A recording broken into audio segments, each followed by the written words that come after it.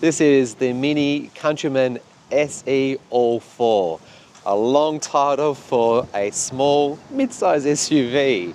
Its heritage, look, the brand's been around for a good 70 plus years, is kind of apparent here, but it looks very different to one that I reviewed before, like several years ago. A little compact thing, and this is put on a little bit of weight, shall we say. So in this review, I'm going to detail what it's like to drive, what I love about it, the very, very few notes I have where I think it could be better, because honest to goodness, spoiler alert, it's actually a pretty good vehicle. So hang around with me as we explore this vehicle together.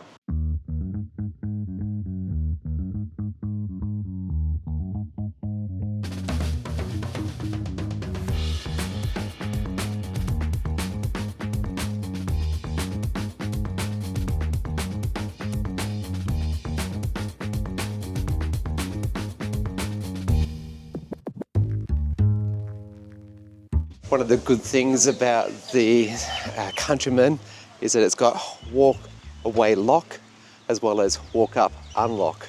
So well done, love this sort of feature. More cars should have it.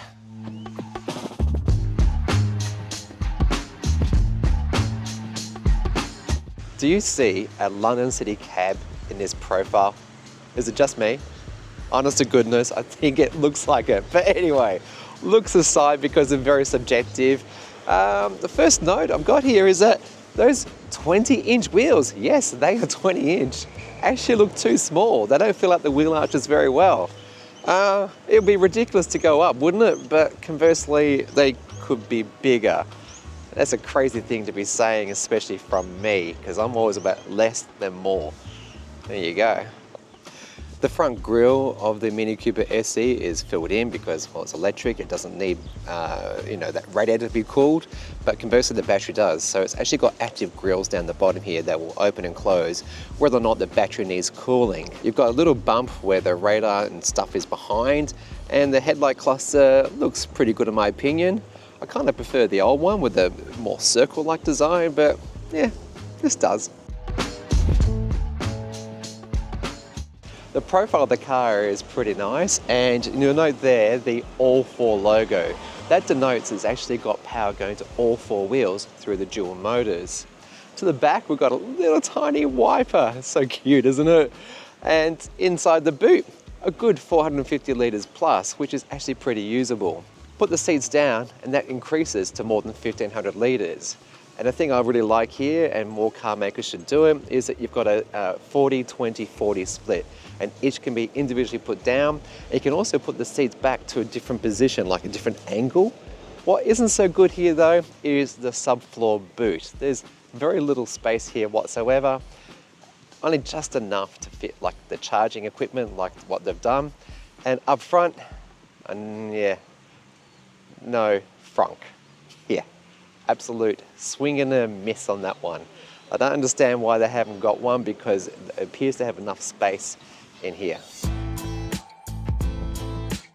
Coming to the back of the Countryman, there's a few things going on here and one big omission, unfortunately. First up, let's just talk about space, shall we? This seat is actually probably in my driving position, realistically. This one right now is in easy entry mode, so it's actually further back than what it would normally be for me driving. And I'm this height, okay? And I've got so much leg room, knee room rather, and underfoot space there too. And yeah, the LED lights down there, more on that later because it's just stunning at night time, can I tell you. Under thigh support is excellent, and shoulder width is also very good. Headroom, I've got so much space here, and this seat right now is reclined back, so let me just change that because that's just not comfortable. That's better. So yeah, headroom is so good. Got a grab handle, rear light, power windows of course, rear vents, 2 out of the 4 USB sockets down here, and a little tiny transmission hump that is actually smaller than the petrol version. So the actual chassis of this is bespoke, and you only have to strut a little bit, it's not uncomfortable, and you can definitely get 3 people across the back. You got ISOFIX, and all in all, it's pretty nice, especially this lovely glass roof, which has got a retractable shade in it, and also the sunroof can open and close like normal sunroofs, so love that. What I don't love though is there's no heated rear seats. I think at this price point, there absolutely should be. The front passenger gets a 6-way electrically adjustable seat, which is pretty comfortable, very supportive on either side, and the actual driver gets lumbar support as well, so that's 8-way adjustable. Glove compartment, it's a very good size, nice and big. And I should have mentioned earlier that next to the USB-C sockets here, there's a 12-volt socket, as well as in the boot, so that's pretty good. The cabin overall, like the use of materials, sure there's some hard plastics here, but you don't really touch those, and they look pretty nice with the texture they've got. The touch surfaces, all very soft and squishy. This center armrest here is actually movable. A little bit of a naff though when you want to get into this little tiny cubby. But otherwise, I find it quite reasonable, and you can definitely share it with your driver or vice versa. You've got lots of cup holders in the car. They're very good size and really, really usable. And most everything is actually controlled through this OLED screen. Yeah, you heard correct, OLED screen. I can't begin to show on screen to you guys right now how vivid and beautiful this screen is. I've seen reviews, I think in older models, where they complained it was actually laggy and slow, and to be honest, I never found that. It's actually pretty responsive. You've got most everything you want in this car. You've got DAB radio, Bluetooth of course, wireless Android Auto, and wireless Apple CarPlay, and also built-in maps. And the maps are pretty awesome. Like if you actually navigate with Mini's built-in maps, it does the augmented reality display thing that I've covered in previous videos. So you want to check that out. Links below on the end card, and it's really fun to drive with this car because the interior just exudes fun, and that's seen also in the projector lights that are behind this screen here, and they put a little cast of scattered light onto this surface.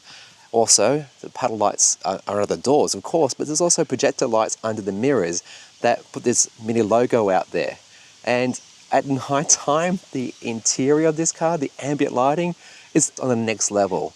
When you walk up to the car, you get this really cool animation with the brake lights, and I don't know what it was, but something about the brake light cluster having a Union Jack on them was a little bit on the nose for some people. Again, that heritage thing. Anywho, now you can change it. There's like 3 different modes. There's like a, I don't know, something, and a coupe or something. I forget what they're called, but I still prefer the Union Jack because, you know, again, legacy, right? But nonetheless, I don't know, between the wireless charger here, heaps of cubby holes, storage under, it's a really nice interior. It's a fun interior, more importantly, and I've found it a real delight to get into.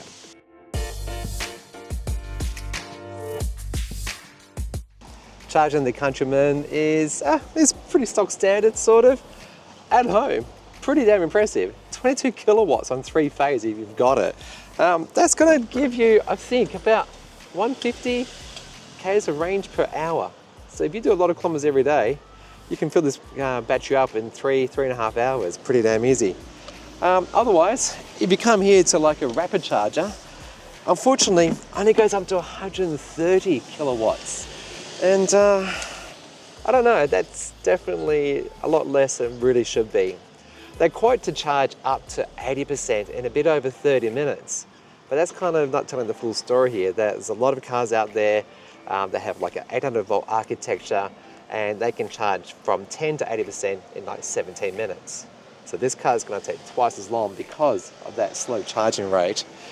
And what I did just then, by the way, is I used an RFID tag that has come with this car. Like, this is Media Loan, it's not mine. And it's given me free charging. When you buy some BMW cars, a Mini, they come with free charging for maybe a year or several years. So check out the deals that are happening right now because it's the end of 2024. There might be some ex-demo deals. This thing is basically fully laden. There's not much you want in this car. It's got everything there. And yeah, I'm getting free charging now, and that might be your experience too.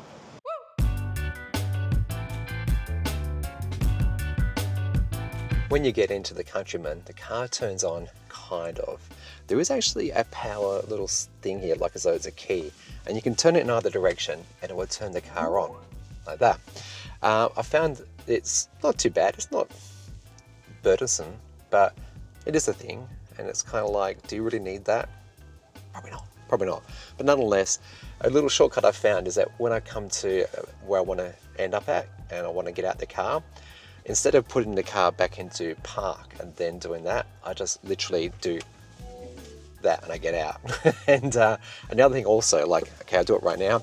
If I've got the car in, put into drive, that's the drive select, by the way, so one time down puts into drive mode, putting it second time down puts into B mode, which is AKA one pedal driving. That's my preferred style of driving. So right now it's in B mode, so I take my foot off the brake, I'm not going nowhere, right?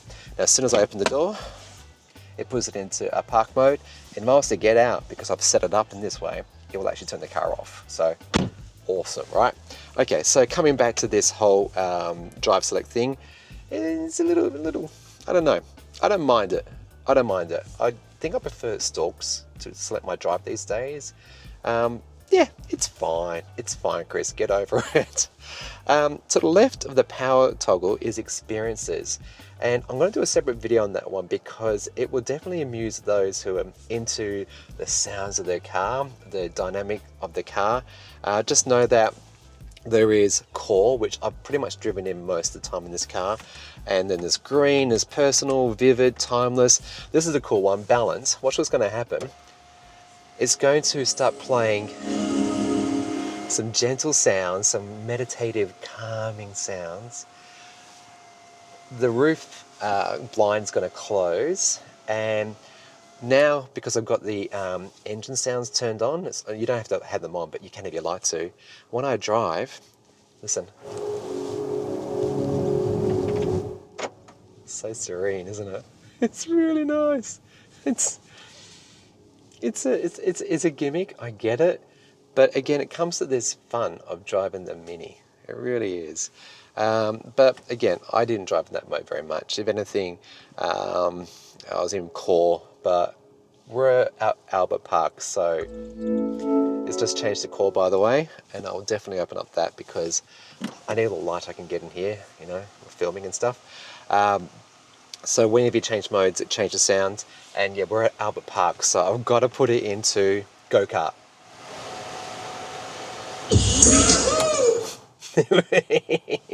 Yes, that was woohoo! Kind of like a little bit of Mario. And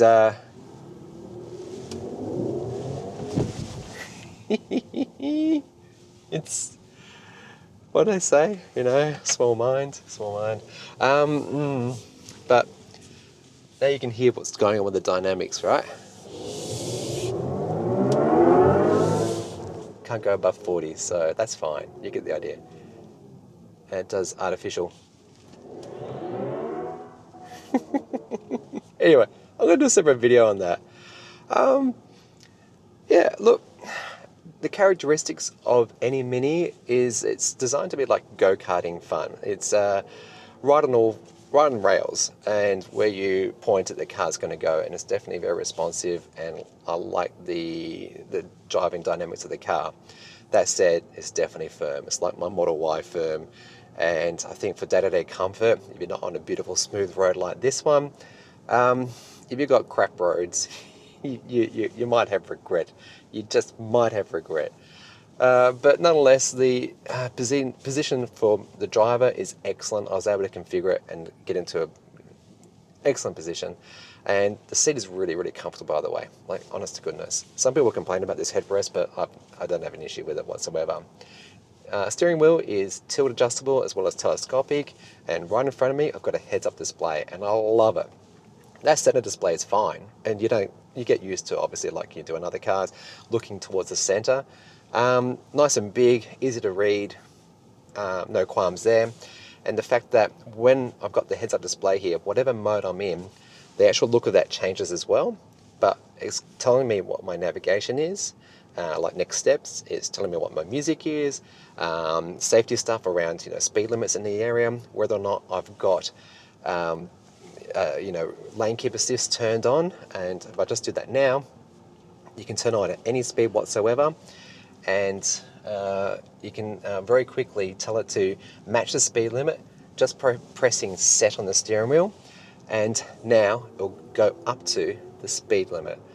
And I love that feature. So it's reading signs. It does with the cameras. It actually is looking at the signs. So if you go through roadworks, it will actually decrease the car speed, or conversely, you can decrease it yourself just by using the toggle up and down here.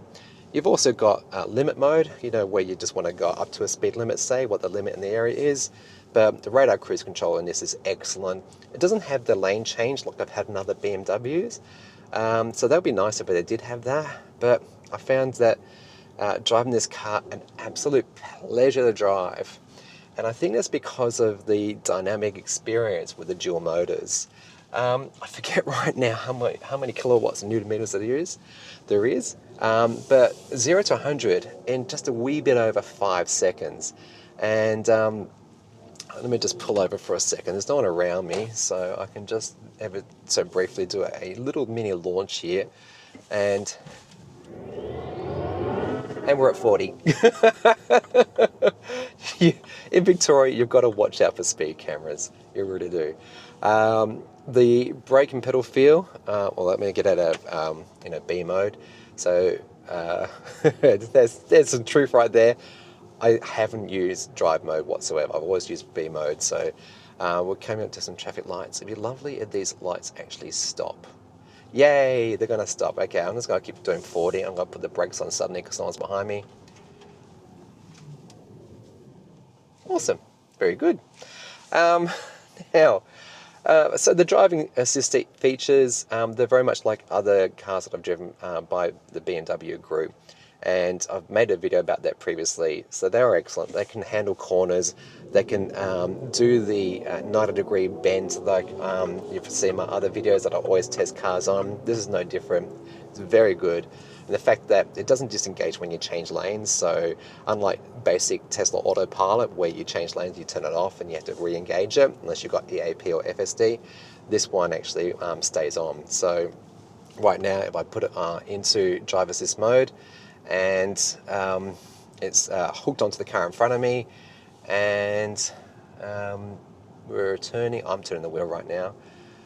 The lane markings are definitely clear enough for this car, and we're all doing 40 k's per hour because again, anyway, the sound system in this car is awesome.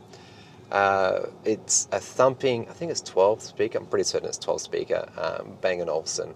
I did have to tune it a bit, mind you, which is kind of unusual. Like most cars, I do tune a little bit, but this one I found I had to tune it quite a lot to get a sound that I actually liked. But, again, sitting position, use of materials, the look and feel all around the car, like visually out the front here, great view, nice big window. A-pillar is a little bit big, but that's kind of expected these days.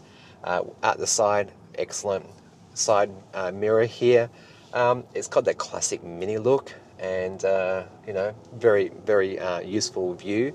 And then the C-pillar in the back, when you're reversing, because you've got that elongated boot space, it is a little bit difficult in the corners when you're reversing, but you've got the parking assist feature here. So it'll actually do, it can actually do autonomous parking. Yes, through your mobile phone. Yeah. But also it does the parking assistant, and it's one of the best in that I've ever tested. It's like a driver, the skill level I have, been able to do quick, efficient parking. This does it. You can elect to go back in, front end in, you name it, it will actually do it. And just again, it's an easy car to live with. And now that it's got 400 kilometers plus of range, and I'll talk more about efficiency and battery stuff later on, it's a great car. Like the previous one I reviewed, the previous Mini, that never had enough range. It was great as an urban car, just a runabout sort of thing, 200 k's, think. But this is 400 plus, so very usable in everyday living. And I've enjoyed my week with this car. And you hear that sound, by the way, that blip. That was the assist feature turning itself off temporarily because it's like, okay, there's no markings here that I'm happy with, so I'm just going to turn that off. And we're in a stop-start traffic situation, so it's coming to a complete stop. I haven't touched the brake whatsoever, and it thinks the motorcycle is actually a car. That's hilarious. I'm seeing a picture in my display here. Now, annoyingly though, that, you know, this is a sophisticated driver assist feature, I have to actually tap the accelerator or do the button on the wheel here to resume drive. And I find that baffling, that why it should actually, I think, go when the car in front of me goes, or at least have a good 5 or 10 second timer that, okay, the car in front hasn't moved or does move in that 5 10 seconds, it should just depart automatically. But you have to prompt it, and I find it a little annoying, to be honest. And also the nag factor, oh my gosh. If you don't even put the slightest bit of torque in the steering wheel, and I mean just the slightest, like I like to rest my hand around about here-ish or here-ish. More often than not, it's actually said, are you there, are you there? And one time it does that, you know, bloop, that brake check on you, where it just briefly stunts the brakes to try and maybe wake you up, warns you, it will disengage. Yeah, it's pretty savage. And I like to see the nag factor, or maybe it could be the same, but not require so much torque on the wheel to reassure the car you're actually there, because it does have driver attention system in here. I don't know where the hell it is, but somewhere in this car it's actually watching me and my eyeballs and all that sort of stuff. And safety systems, heck of a lot here. Rear cross traffic alert, lots of airbags, 5-star ANCAP rated. You can want for nothing safety wise, and because you've got this higher riding position and you've got a bigger car, it feels very assured and very safe. So again, just it's a delightful car to drive. So what would I want to see different in this car? Look, obviously those notes are set around, you know, driver assist stuff, and also the suspension. You know, changing the different drive modes in this only alters the accelerator profile, and that's it. Also the sounds, that's all that changes. So there's no chassis change, there's no you know, dynamics and things like that, and it's very firm. So it'd be nice to see it a little bit softer, more compliant for our roads in Australia. But otherwise, yeah, look, I think you'd really enjoy this car. Very comfortable to drive, great for long distances, great for urban commutes, getting around town. Parking is a cinch. Yeah, just go try one. You'll see what I mean. It's a great car.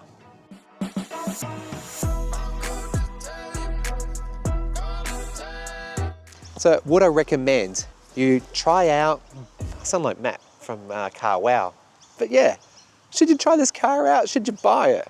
Well, I think value for money, appreciating it's actually like behind the scenes, you know, Mini is actually a BMW car.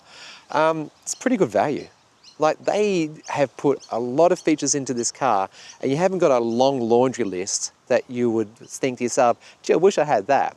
So this trim you're seeing today is second level. There's one above it, but I don't think you really want that. This is very good. I love the lane keep assist in this, the sound system, the interior, the exterior looks, sure, a little bit of a London cab, but you've got to have space somehow, and this provides it. We'd like to see a frunk in the next generation, faster charging for sure. Otherwise, it's a very short list of issues I have with it. And at this price today, it's hard to compete with it. And sure, those who have got Model Ys will be like, yeah, but my car's got more, but does it? Does it? It's got massaging seats. It's got a beautiful interior. The seats are really, really comfortable. The air conditioning can put it where I want it. And the drive modes, sure, they're a gimmick, but I actually found it really enjoyable. And the driving experience of this is also really fun. So go-kart experience, tick, yeah? Anyway, so I think, look, definitely if you're in the market for like a mid-size SUV, give it a go. I don't think you would, you'll be surprised and you'll come away impressed. And again, it's sharp pricing that's been offered by Mini here. And yeah, you can also add on that remote parking through your phone and remote summon it and stuff like that. But I don't know. That's not for me. I like driving cars. What about you? If you do, comment below, let me know. And whilst you're there, if your name is Cooper, see what I did? You know what you can do, Cooper? Subscribe. Come on, mate. You watch my videos week on week, but you don't subscribe, and you know, you should. It's free, first of all, supports the channel, and it helps open the doors to companies like BMW who enable me to provide this content to you, and I do hope you've enjoyed it. So if you have, sub is really appreciated. If you want to take your thanks to the next level, Super Thanks is great, Ko-fi behind the scenes and early access. But otherwise, you want to check out one of these videos here somewhere? These are probably related. Yeah, check them out. And otherwise, I'll see you real soon.